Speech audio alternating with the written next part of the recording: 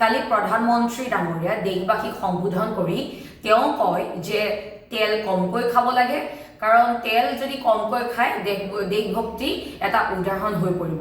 সমান্তৰালকৈ তেওঁ কৈছে যে সোণ ক্ৰয় কৰা বন্ধ কৰিব লাগে আৰু খাৰুৱা তেলৰ ব্যৱহাৰ পেট্ৰল ডিজেলৰ ব্যৱহাৰ কম কৰি দিব লাগে।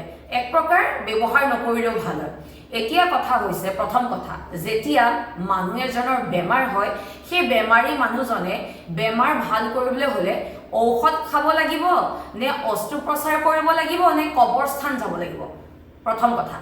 দুই নম্বৰ কথা যেতিয়া মানুহৰ মূৰত ওকণি হয় তেতিয়া সেই ওকণি প্ৰতিকাৰ কৰিবলৈ মানুহে চুলি খুৰাব নে ঔষধ লগাব।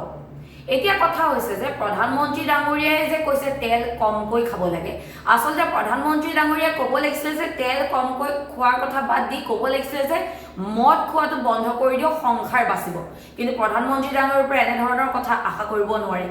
দ্বিতীয় কথা হৈছে যে তেল মানে খাৰুৱা তেল পেট্ৰল ডিজেল মানে ব্যৱহাৰৰ ক্ষেত্ৰত অলপ নিয়ন্ত্ৰণ কৰিব কৈছে। এতিয়া কথা হৈছে যিহেতু কাইলৈ বিজেপিৰ যে নেতৃত্বাধীন চৰকাৰখনে শপত গ্ৰহণ কৰিব, এই শপত গ্ৰহণত আমি জানিবলৈ পাইছোঁ শুনিবলৈ পাইছোঁ যে 30খন চাৰ্টাৰ্ড ফ্লাইট আহিব। সেই ফ্লাইটকেইখন বন্ধ কৰি পেলাই ASTC বা বাছত অহাৰ সুবিধা কৰি দিব লাগে। লগতে কাইলৈ যিহেতু চৰকাৰখনৰ শপত গ্ৰহণ হ'ব, এই শপত গ্ৰহণত কেইবিধ খাদ্যৰে মানে কেইবিধ ব্যঞ্জন তৈয়াৰ কৰা হৈছে।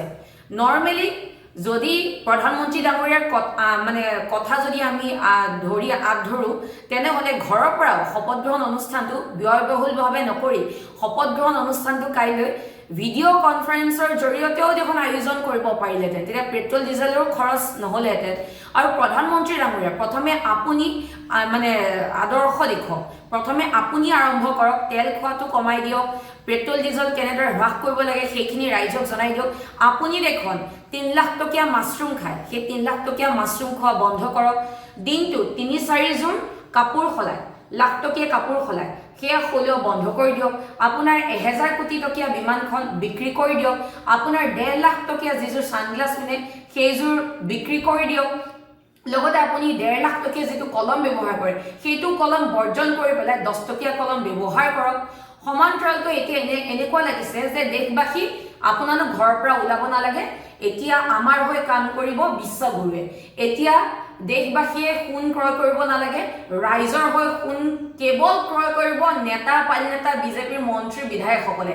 ৰাইজৰ কেৱল এটাই কাম মনে মনে টেক্স দে আৰু টেক্স দি থাক, তাৰ বাহিৰে অন্য একো নহয়।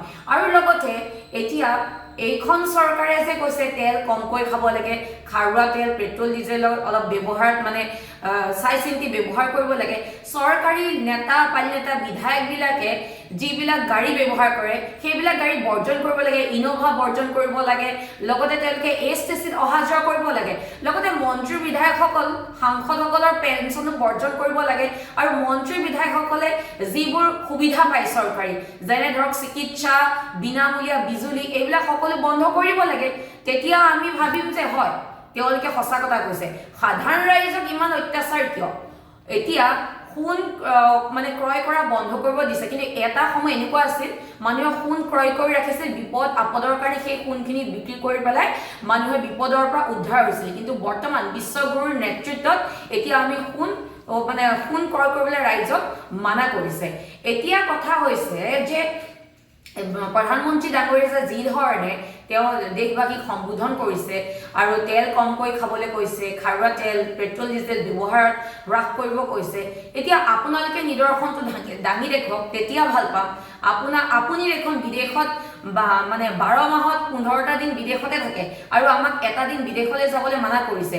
আপুনি 3 লাখ টকীয়া মাছৰুম খাই বগা হৈ আছে আৰু সাধাৰণ ৰাইজক অষ্ট্ৰেলিয়াৰ আপেল খাবলৈ আপুনি মানা কৰিছে।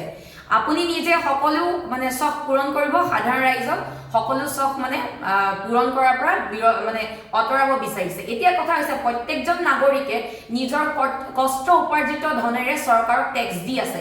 কোনে কি খাব, কোনে কি পিন্ধিব, কোনে কলে যাব, এইবিলাক মানে আপুনি ক'বলে গণতান্ত্ৰিক দেশ এখনত আপোনাৰ অধিকাৰ নাই প্ৰধানমন্ত্ৰী ডাঙৰীয়া, কাৰণ প্ৰত্যেকজন নাগৰিকে টেক্স দি আছে নিজৰ কষ্ট উপাৰ্জিত ধনেৰে। সঁচাকৈ মানে হাঁহি উঠে আপোনালোকৰ কথাবিলাক শুনিলে। প্ৰথমে এই চৰকাৰী বিষয়া কৰ্মচাৰী আপোনাৰ বিধায়ক সাংসদবিলাকৰ পেঞ্চন কৰ্তন কৰি দিয়ক। 5 বছৰ ৰাইজক সহায় কৰাৰ পিছত তেওঁলোকক পেঞ্চন কিহৰ কাৰণে প্ৰয়োজন, এইবিলাক নিদৰ্শন দাঙি দেখক। কাইলৈ যদি পাৰে আপুনি ডক্টৰ হিমন্ত বিশ্ব শৰ্মা ডাঙৰীয়াক কৈ পেলাই শপত গ্ৰহণ অনুষ্ঠানটো ভিডিঅ' কনফাৰেন্সিঙৰ জৰিয়তে কৰিলে বেছি ভাল হয়। সেইকাৰণে কৈছোঁ যে এজন বেমাৰী ব্যক্তিয়ে যেতিয়া বেমাৰ হোৱা বুলি গম পায় তেতিয়া তেওঁ ঔষধ খাব লাগে নে অস্ত্ৰোপচাৰ কৰিব লাগে নে কবৰস্থান যাব লাগে, মানে এনেকুৱা ধৰণৰ কথা আহি পৰিছে। সঁচাকৈ বহুত হাস্যকৰ হয়, কি ক'ম আৰু ক'বলৈ ভাষা নাই। এতিয়া আশা কৰিছোঁ যে বিজেপি নেতৃত্বাধীন চৰকাৰখন তথা প্ৰধানমন্ত্ৰী ডাঙৰীয়াই প্ৰথমে নিজৰ পৰাই আৰম্ভ কৰক এইবিলাক কাম।